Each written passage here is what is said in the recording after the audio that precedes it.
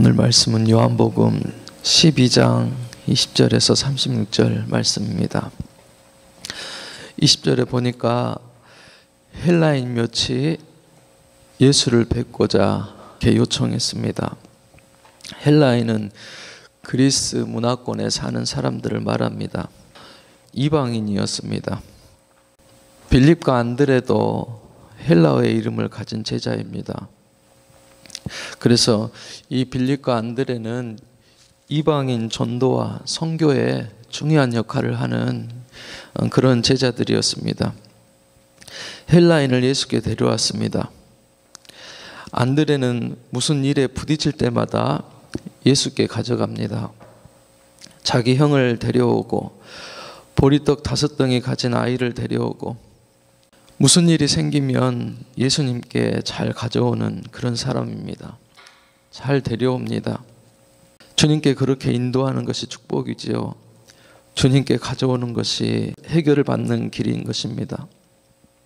오늘 우리는 누구를 주님께 데려오시겠습니까? 누구를 위해서 기도하시겠습니까? 새 성전 건축 허가를 위한 관계자들 위해서 기도하는 것도 중요할 것입니다. 헬라인 몇이 찾아온 것이 무슨 의미가 있을까요? 주님은 이들을 보면서 23절에 말씀하죠. 인자가 영광을 얻을 때가 왔도다라고 그렇게 말씀하십니다. 이제 예루살렘에서 이방인까지 주님을 만나기를 원하고 갈망하고 있다는 것입니다. 이 헬라인들에게서 구원을 갈망하는 그런 인류의 모습을 예수님께서 보신 것입니다. 그리고 또 한 가지는 이 인류를 위해서 모든 사람의 죄를 대속하기 위해서 십자가 질 때가 되었다는 것을 의미합니다. 불신하는 가족들, 믿지 않는 친구들, 또 오이코스들, 이방인들 위해서 기도하는 것이 중요할 것입니다. 한 번 더 그들을 떠올리면서 기도하는 하루가 되었으면 합니다. 24절에 보면은 한 알의 밀의 죽음이 나와 있습니다. 밀알 자라는 이야기죠. 보통 밀 한 알이 땅에 떨어져서 죽으면 4개월 후면 열매를 맺습니다. 나달 하나에 150개 또 100개의 그런 알을 맺습니다. 그리고 수확한 밀알을 뿌리고 또 수확하고 5년 정도 농사를 짓게 되면 100에서 125알이 맺습니다. 그 양은 어느 정도 되냐면 200명이 34년 동안 먹을 수 있는 그런 엄청난 양의 양식이 됩니다.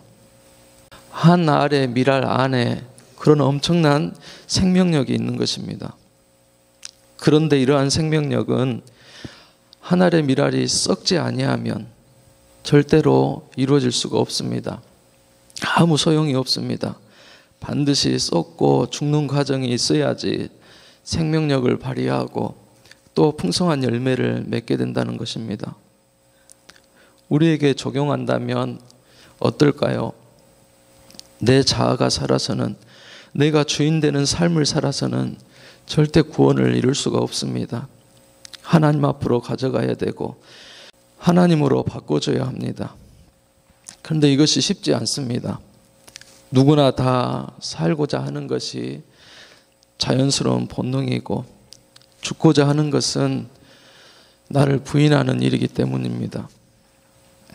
그래서 살고자 할 때보다 정말 이렇게 죽고자 할 때 더욱 큰 의지와 힘과 용기가 필요합니다. 오늘 내가 밀알이 된다면 구체적으로 어떤 일을 해야 될까요? 주님이 원하시는 열매를 맺기 위해서 내가 정말 죽어야 되고 포기해야 되고 희생해야 되고 손해봐야 되고 뭘 좀 죽여야 될까요? 나의 희생으로 남을 살릴 수 있는 것이 무엇인지 오늘 하루 돌아보면 좋겠습니다. 나의 표정이 될 수도 있고 나의 언어가 될 수도 있고 나의 모습이 될 수도 있습니다. 하나님께서는 이렇게 밀알에 그런 신앙과 마음을 가지고 나를 낮추고 내가 희생할 때 풍성한 그런 신앙의 열매, 삶의 열매를 맺게 해 주실 줄로 믿습니다. 25절에 보니까 예수님의 관심사가 나와 있습니다. 무엇입니까? 생명입니다. 보존해야 될 영원한 생명입니다. 생명이 있는데 미워하고 버려야 될 생명이 있는가 하면 영원히 보존해야 될 그런 생명이 있다는 것입니다. 내 속에도 썩어지고 버려져야 될 생명이 있습니다. 그런데 그것들이 버려지지 않고 썩어지지 않으면 영원히 보게 될 그런 생명의 영광이 나타나지 않는다는 것입니다. 우리 안에 죽어야 될 생명이 뭐가 있을까요? 거역하고 또 하나님의 영광 나타내기를 싫어하고 범죄하는 그런 죄성의 영혼은 죽어야 될 줄로 믿습니다. 이렇게 살 때 많은 열매를 맺습니다. 풍성한 약속들이 있습니다. 주님께서는 26절에 나를 따르라라고 말씀합니다. 나를 섬기면 내 아버지께서 더 귀히 여기시리라라고 말씀합니다. 너희도 나처럼 하라는 거예요. 죽는 자리에까지 함께 있어야 된다는 그런 말씀입니다. 주님은 그것을 귀히 여기신다라고 말씀해요. 그리고 예수님의 심정을 말씀합니다. 지금 내 마음이 민망하니 무슨 말을 하리요라고 말씀해요. 민망하다는 말씀 보니까는 현대인 번역에는 몹시 괴로우니 이렇게 되어 있고 새 번역에는 초조하니 이렇게 되어 있습니다. 지금 주님은 뭘 앞두고 있는 겁니까? 십자가 사역을 앞두고 있습니다. 죽음을 앞에 놓고 있습니다. 그 죽음 앞에서 심한 고통을 느끼고 있는 것입니다. 공포일 수도 있고 두려움일 수도 있고 또 버림받았다라는 그런 마음일 수도 있습니다. 그래도 주님은 자기 생각대로 하지 않고 아버지의 뜻을 따르셨습니다. 죽어야 할 때를 놓치지 않고 정말 내가 살려고 하다가 일들을 그르칠 때가 있지는 않는지 내 자존심을 살리려다가 나의 입장을 살리려다가 또 내가 살려고 하다가 하나님의 말씀을 죽이고 다른 사람들을 죽이는 일은 없었는지 돌아보아야 될 것입니다. 28절에 보면 아버지의 이름을 영광스럽게 드러내소서라고 말씀합니다. 주님은 하나님 아버지의 이름이 거룩하게 되고 높여지는 것을 원한다라고 그렇게 말씀하고 있는 것입니다. 하나님의 영광을 구하고 있는 것입니다. 주님 안에서 그런 안식과 하나님이 모든 일의 주관자시고 섭리하시기 때문에 모든 것들을 하나님 안에서 누리고 그 안에서 평안을 얻기를 원하는 것입니다. 29절에 보면 하늘에서 들리는 음성이 있습니다. 내가 영광스럽게 하리라 라고 말씀합니다. 그런데 곁에 있는 사람들이 소리를 듣는데 다른 소리들로 듣습니다. 번개 소리로 듣고 천둥 소리로 듣고 그들은 이해하지 못했다라고 말씀합니다.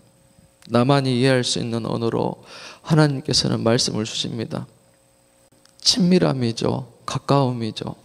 말씀을 들어도 내 마음에 내 생각에 주시는 음성이 있고 말씀이 있습니다. 오늘 하루도 그 말씀을 듣기를 원합니다. 하나님께서 그렇게 듣게끔 은혜 주시기를 원합니다. 32절에 보면 내가 땅에서 들리며 모든 사람을 내게로 이끌겠노라 말씀합니다. 주님은 이제 죽어가는 영혼을 살리기 위해서 십자가에 희생하려 합니다.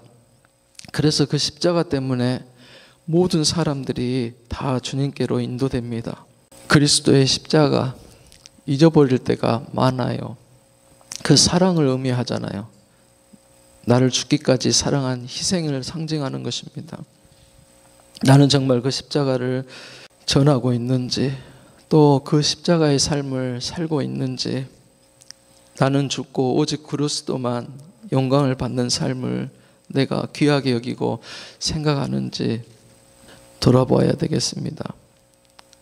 36절에 보면은 빛이 있을 동안에 빛을 믿으라 그리하면 빛이 아들이 되리라 라고 말씀합니다. 예수님이 빛이죠. 생명의 빛이요, 창조의 빛이요, 또 세상의 빛이십니다. 오늘 또 예수 안에 거하기를 원합니다. 성령의 인도하는 삶이 되기를 원합니다. 그 빛 가운데서 속해 주시는 그 기쁨, 즐거움, 또 저희를 향한 그 사랑, 하나님의 사랑을 소중하게 간직하고 또 받는 하루가 될 수 있기를 주님의 이름으로 축복합니다. 기도하시겠습니다.